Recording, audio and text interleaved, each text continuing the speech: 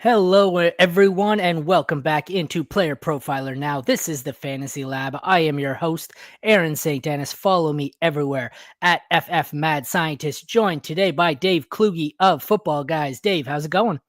Going great, man. This is a really fun time of year where we finally get to kind of turn that page and stop pontificating about the future and who we expect to go where. Players are drafted, undrafted players are signed. Most of the veteran free agent dominoes have fallen, and now we get to actually look at depth charts and start projecting what this season is going to look like. Yeah, I really enjoyed doing this series last year. I had to make a few tweaks. It was great that you get a guy who comes on and they love their team and they can talk about it. I cut out the predict where they're going to finish part, section of the show. Last year, every team was projected to be like 12 and 5, whatever it was. Yep. I just said, you guys are just homers. We can't do this anymore. So before we get into the preview of the Chicago Bears, which is your team, and the Green Bay Packers, which is not your team if you're a Bears fan. I'm kind of a Lions fan at heart, so I hate me the Packers too. What do you got going on? What do you want?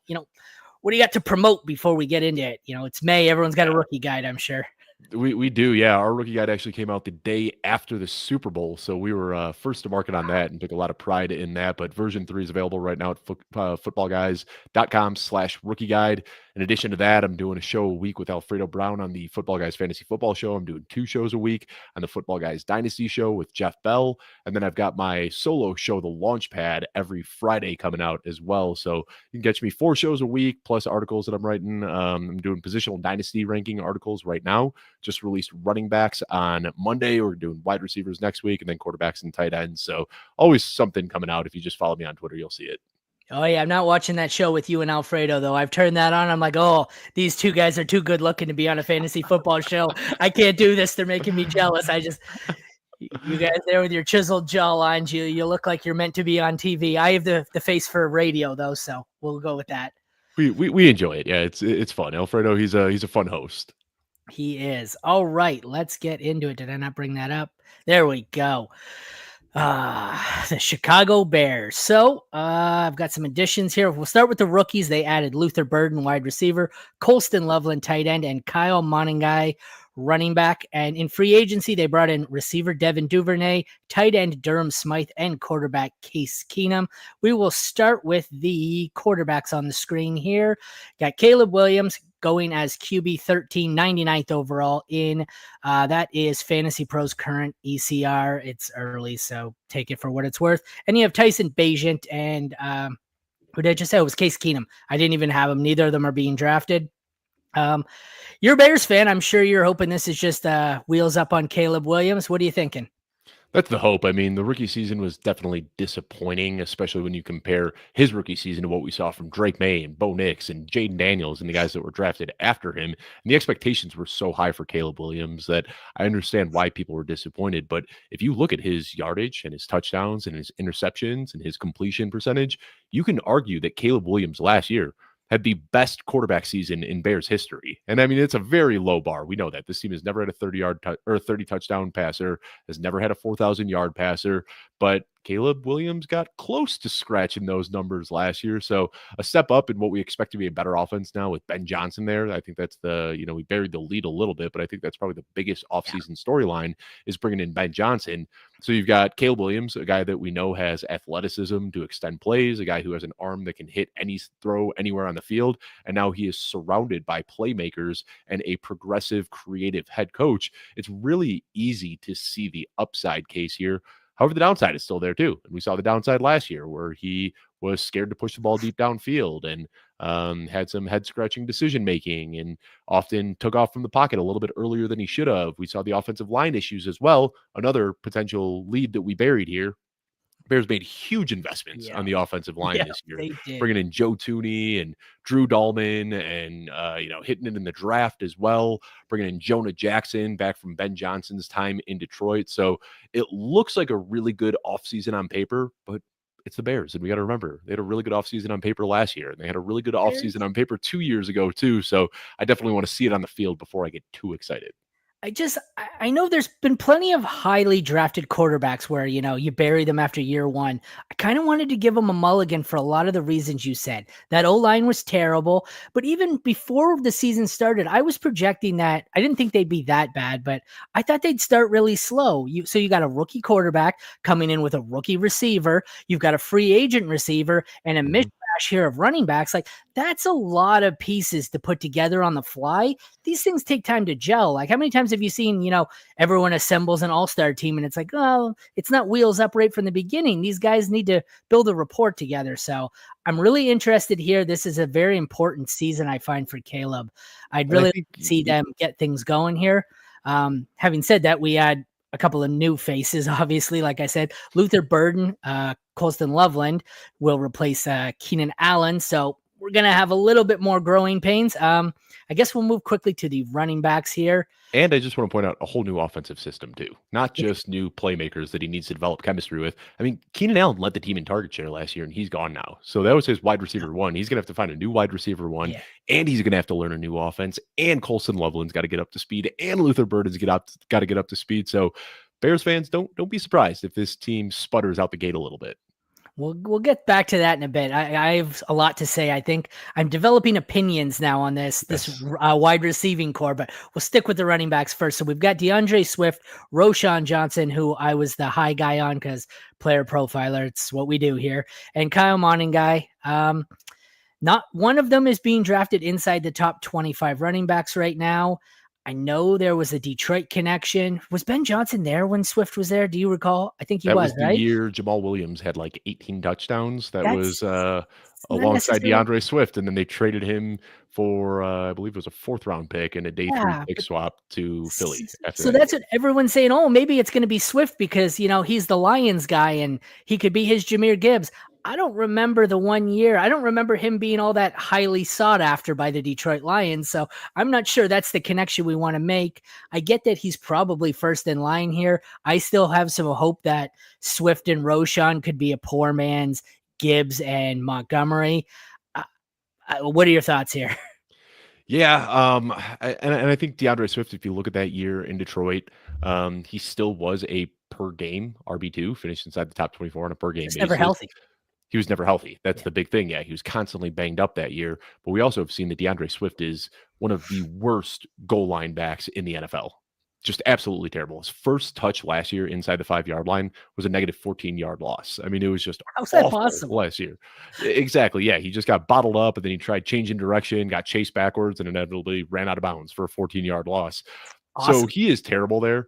Meanwhile, Roschon Johnson is very good at the goal line, and Kyle Monangai is also for the warts in his game. I think that he could be a good goal line back, a little bit undersized, but he plays with the tenacity that I think can work well there. So I think DeAndre Swift probably is going to be the lead guy if they go in with this room, but there have been so many rumors about them trying to trade for Breece Hall, trying to trade for Kenneth Walker or Zach Charbonnet. They've expressed interest, right, in Chubb and in J.K. Dobbins.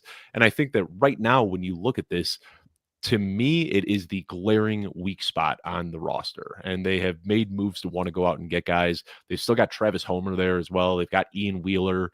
Ian Wheeler probably is going to make the final roster. Travis Homer, if he does make the roster, it's going to be because of special teams.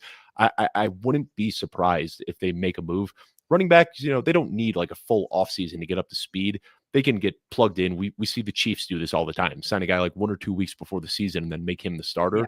So I think that there's still a lot of offseason left, and I'm not writing off the possibility of them trading for Ken Walker or Breece Hall or Zach Charbonnet or Travis Etienne, another name that's been getting tossed around. Yeah, it's really scary out there. If you were to be told that this is the roster going into week 1, you like Swift as a back end RB2? Is he more just an RB3? How high do you have him? Or is he the first choice you would make? You take him over Roschon and Monangai? I would, yeah. And I'd actually have him higher than RB28. I think the reason he's down in rankings right now is because people do expect another addition to this running back room. But I think if we go into week 1 with DeAndre Swift, Roschon Johnson, and Kyle Monangai, DeAndre Swift has never finished as less than a per game top 24 running back. So now in a Ben Johnson offense where the opportunity is going to be there and they've got a much better offensive line and they have receivers that can take some of the pressure off of the run game as well, I'd have to move DeAndre Swift up. He'd probably be inside my top 20 if they go into week one with this backfield as is. All right, we're going to move on to the receivers, mainly because you're going to have to talk me off the ledge here, I think. So, okay, Olamide Zacchaeus, Devin Duvernay, blah, blah, blah. We'll move on from them. The top three, we've got DJ Moore, I think, is the unquestioned one. Here's where it gets interesting. I was a big fan of Adunze last year. I found that the throws that Adunze requires are the ones Caleb Williams struggles with. And then so initially I hated this for Burden because there's so many mouths to feed. And I'm buying in on this. I don't know if it's he could have a Debo type role or he's the Amon-Ra St. Brown in this Ben Johnson offense. And suddenly I'm finding myself pushing Burden up above Odunze. I'm quitting on Odunze and I'm getting sky high on Burden. And I need you to talk me off the ledge here. No, I think that's the right read here. And I think one of the big issues last year, something that doesn't get talked about a whole lot, is last year Caleb Williams set the record for the most consecutive pass attempts without an interception by a rookie quarterback. And I think he knew that record was going on because there was about a 6 or 7 game stretch in the middle of the season where he wasn't throwing to covered receivers. Like he was terrified to throw an interception. I think he knew that record was out there and he wanted to keep extending it. We saw late in the year after he finally did throw an interception, which funny enough was on a Hail Mary, but once that streak was broken, then he started to become a much more aggressive passer and started targeting Odunze a little bit more. Odunze isn't a great separator. If you look at what he did in Washington, Michael Penix's game there was predicated on throwing to the boundaries to Jalen Polk and to Rome Odunze, and they were coming down with contested catches. A lot of times we don't see young quarterbacks willing to let receivers make plays on the ball. They only want to throw to the open receivers. NFL windows are so much smaller. It's so much harder to get a ball to a guy. And I think what happened last year is Rome Odunze, where Michael Penix may have trusted him to throw a ball up to him, Caleb Williams hadn't developed that chemistry and that trust yet. So we saw a lot of times where Odunze would have his man beat by a step and Caleb Williams would rather take the check down or scramble instead. So I'm hoping now going into year 2, they've developed a little bit of that trust. But I think what you're saying about Luther Burden being in this Amon-Ra St. Brown type of role, it makes so much sense. And reports out of rookie camp right now are that he is playing out of the slot and that he is running all of the same routes that Amon-Ra St. Brown ran. And if you compare Luther Burden to Amon-Ra St. Brown as a prospect, we're looking at a guy who had a first-round grade by a lot of people, but still went early in round 2 compared to Amon-Ra St. Brown, who doesn't have the best athleticism, fell in day 4. Burden is bigger, he's faster, he's stronger, he's got the same strong hands at the catch point, he's got the after-the-catch abilities. So I think Burden here is the guy going at wide receiver 55 that could smash his ADP. I think Rome Odunze and DJ Moore, there's already a lot of upside baked into their costs. It's going to be tough for them to exceed that, but Luther Burden is one of my favorite values in drafts right now. You're supposed to talk me off the ledge, Dave, not push me further out. I can't. I'm a big fan of Burden. Even just the way you're talking about it, the throws Caleb Williams makes, I'm sitting there, I'm thinking to myself as I listen, I'm going, this sounds like it's meant more for, Burden targets coming up here. He's going to be a lot more comfortable with more short area targets, some crossers, and in that slant game, the slot game there, that St. Brown role with Ben Johnson. I think I'm, like I said, part Lions fan here. I think I'm just buying in, and I'm going to get insanely out of control on Burden. It's not good, Dave. It's not good. But I still think that having Odunze there, he could be that big play guy, the guy who can play on the boundary. And if they do start to connect, then that just causes defenses to have to focus on Odunze a little bit more, opening up even more opportunities for Burden. Ben Johnson has talked publicly many times on record about how he believes that offenses run through the slot position. And we saw that during his entire tenure in Detroit, was running that offense through Amon-Ra St. Brown out of the slot. So we know DJ Moore can play out of the slot. We didn't see a lot of it from Odunze last year, but that's a role in the NFL that Luther Burden is tailor-made for. I drove around all day thinking about, I used my last first round pick in a rookie draft on Colston Loveland. Mm-hmm. And I drove around, and the more I think about it, the more I wish I had taken Luther Burden. This is a team where I'm stacked everywhere across the board, but I absolutely punted wide receiver. And I'm sitting there and I'm going, I should offer Loveland for Burden. And I'm like, no, don't do it. Dave will tell you you're crazy. Oh, see, there you go. Thank you. You've reined me in. I still like Loveland. Yeah. I like Loveland. Quite a bit. When you look at tight ends that have been drafted inside the top 15 in the NFL draft, and I did this looking at the top 15 because, of course, I wanted to lump Tyler Warren in there as well. But over the last 25 years, the hit rate has been unbelievable. I mean, you're looking at like Jeremy Shockey and Kellen Winslow and TJ Hawkinson. The worst case scenarios we've seen from these top 15 tight ends were Eric Ebron. You're a Lions fan. It wasn't great for him, but he had that season in Indianapolis before Andrew Luck retired where he was a top 5 tight end. Like it looked like he was finally figuring it out. And then Andrew Luck suddenly retired on him. Then the other worst case scenario would be Kyle Pitts.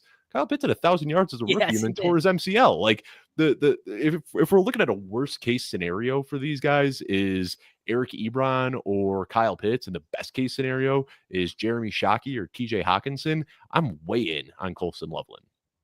So what you're telling me is I shouldn't be trying to fill dynasty roster positional holes in May? I'm not doing it right? No? Okay. Correct. Yeah, you just get the best value, and I think all right, okay. Loveland is the best value. One other thing I want to say about this, and you're a Lions fan, so you know, or you pay attention to the Lions. Last year, they didn't really have a great tight end too. It was Brock Wright, who, don't get me wrong, like a serviceable player. He was useful for fantasy. Brock Wright, yeah, he had I think he had a couple of touchdowns. He had a few games there, but he was mostly used as a blocker. But Sam Laporta, Brock Wright, you know, not a tight end duo that you think is going to instill fear in defenses. And they still ran 12 personnel with 2 tight ends on the field at the 3rd highest rate in the league last year. So now I look at this current setup with Cole Kmet, who can kind of be a better version of Brock Wright, and Colston Loveland, who our comp and our rookie guide before the draft was Sam Laporta. He plays such a similar game to Laporta that we can see them potentially coming out and playing in 12 personnel on 35-40% of their snaps. And when you can do that as a head coach, it just opens up so much creativity here. You don't know what the defense is going to be doing until they line up, but if they're playing the run, you throw the ball on them. And if they're playing the pass, you can run the ball on them when you've got 2 versatile tight ends in Loveland and Kmet that can either beat a linebacker on a route or can block a defensive back all the way to the benches. It just allows them to basically counter whatever the defense shows. So what do you think we get here for fantasy? 2 usable tight ends, 1 high-end one dead one? How do you see this shaking out?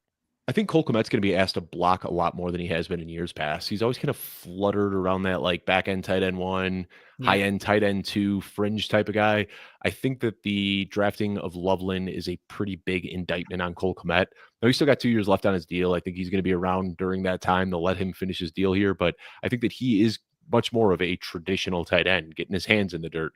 He can block a lineman, he can block a linebacker, and I think Loveland is the guy who can move out to the slot. He can play out wide. They're going to send him in motion and use him as more of that mismatch piece. I don't expect to see Loveland out there with his hand in the dirt trying to take on an edge rusher. Cole Kmet can do that, so I think Kmet is basically off the radar in fantasy, unfortunately.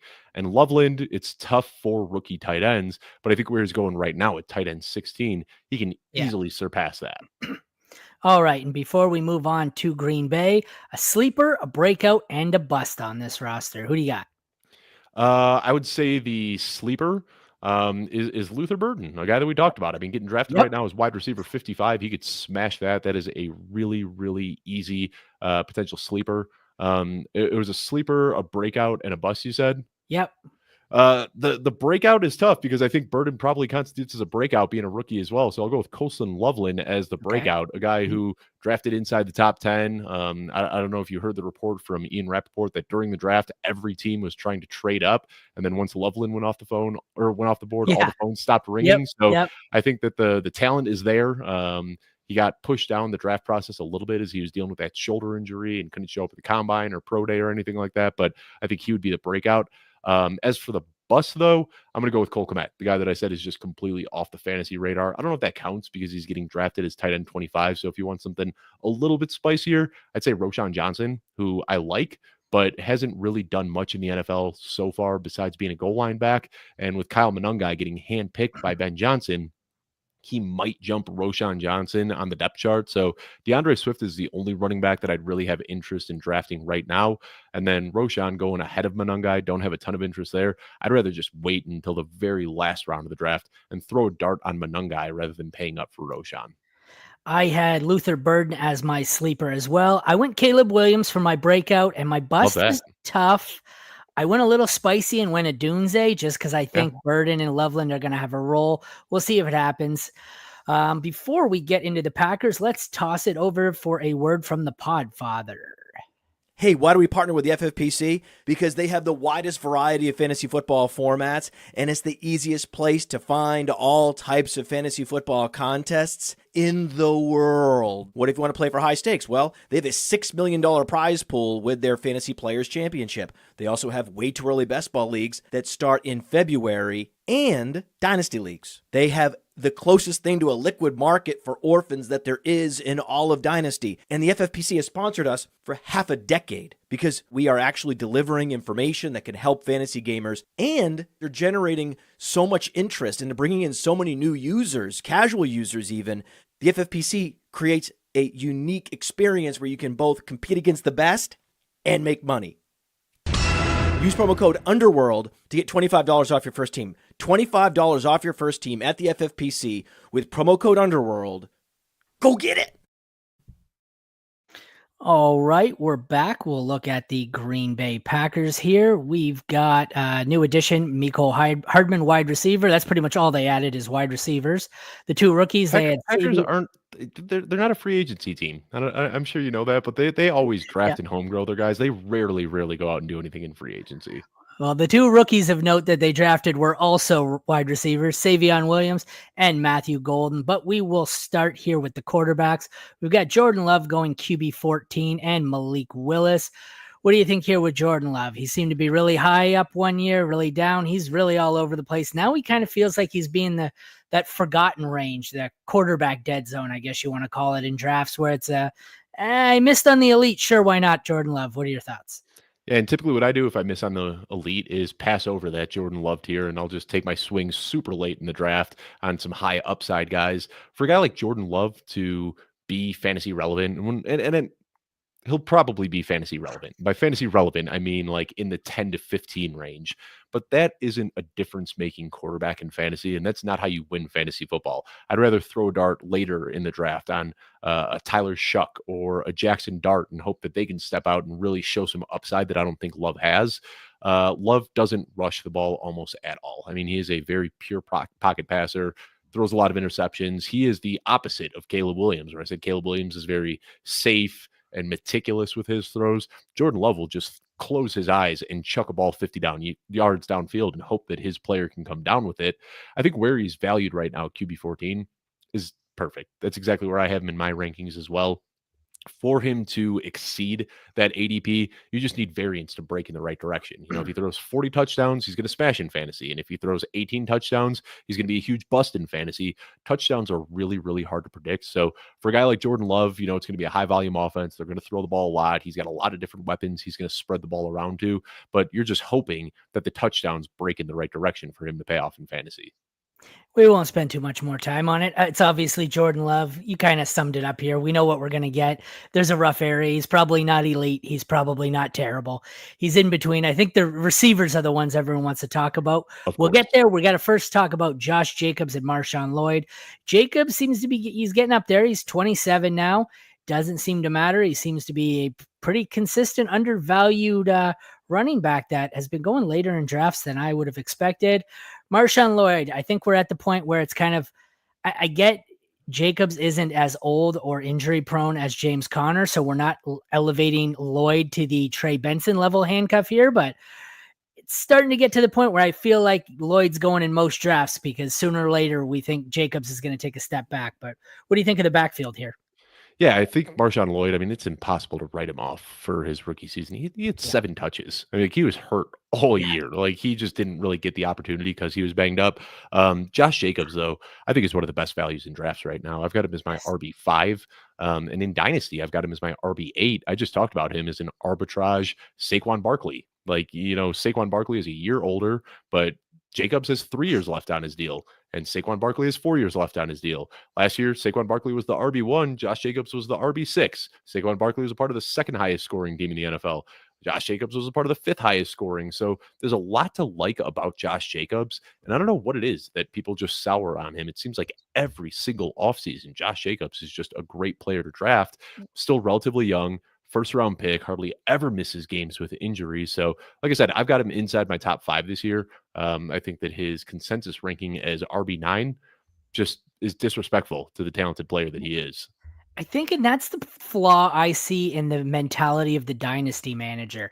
We get these running backs where they have a good season, and once they're past 25, 26, it's, oh yeah, they're dead. Drop him down 10 ranks. Like, we do this. We see Derrick Henry still producing at 31. He just signed a 2-year deal. He's been, don't draft him. He's been dead for 4 years. Pretty sure he had a 2,000-yard season there. So I think we give up too quickly, and we assume that just because every running back hits 26, they're going to die a fantasy death at 26. And I think in Dynasty, what happens with running backs is you don't get any chance to sell because there's never any signs of a decline. Like with the receiver, with the tight end, with the quarterback, you could say, this guy's trending down. Like, I want to get rid of him. When it happens with the running back, it just, boom, it just falls off. We saw it with Austin Eckler going from a top 10 Dynasty running back to outside of the top 42 years ago. Christian McCaffrey, top 3 Dynasty running back last year. Now he's outside of the top 20 in most rankings. And I think that's the fear with Josh Jacobs is he is at that age now where, God forbid, he comes out week 1 and tears his ACL. His ranking is immediately falling outside of the top 30 and nobody's going to want him anymore because that's a lost season. Then he's coming back off the injury. So I think that's why people want to move out, because you could have an asset that's ranked as a top 5, top 10 running back, and in the blink of an eye, it could be worthless. That's kind of true in a lot of cases. Like, I know we make it seem like there's this big, long, open window in fantasy football.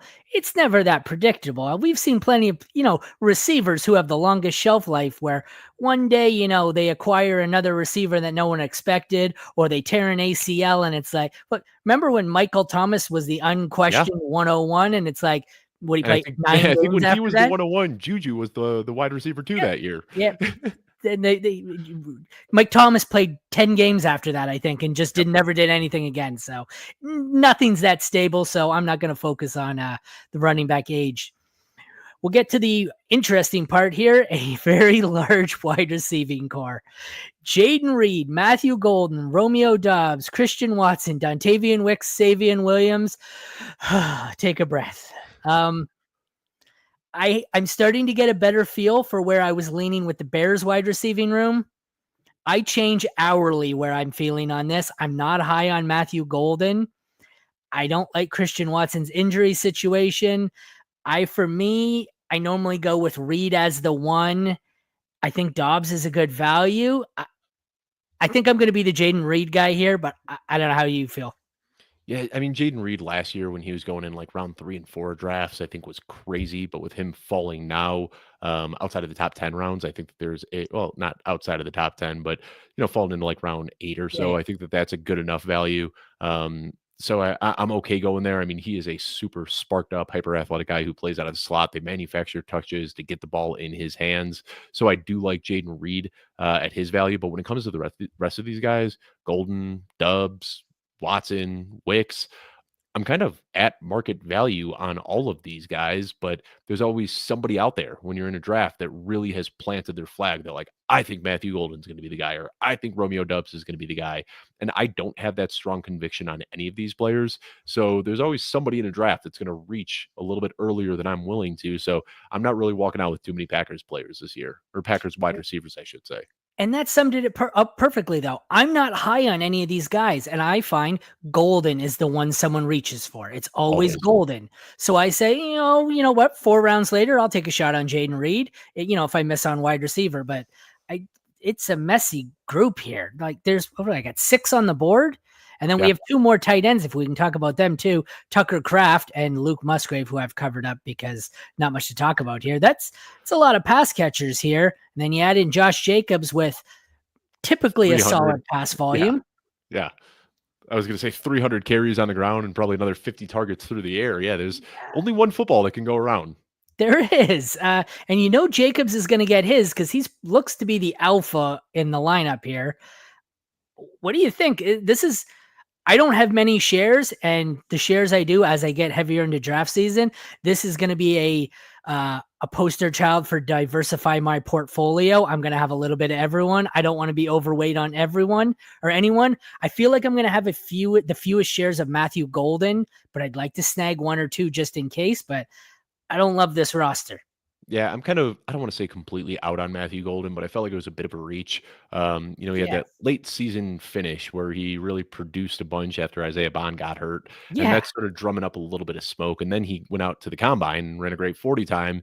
We know 40 time has like no Nothing. correlation Means nothing. to career production whatsoever, but it still pushes these guys up every single year. And I think that people got excited about Matthew Golden because of that. And then the other layer to this is I think, it's been what, like 28 years since the Packers drafted a first round wide receiver. I think they Yeah. wanted to put on a show for the home crowd with the Yeah. draft being in Green Bay. Like they made such a show about them taking a wide receiver. I don't think that he is that good of a wide receiver. And I No. think the other problem is that he does all of the things that Jaden Reed does well. Like they already have Jaden Reed.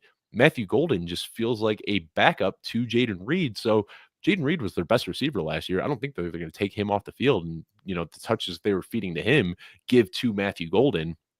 If I have to really kind of put one flag on this wide receiver room, just given the price, I think it would be Romeo Doubs. Yeah. Getting drafted as wide receiver 60 right now.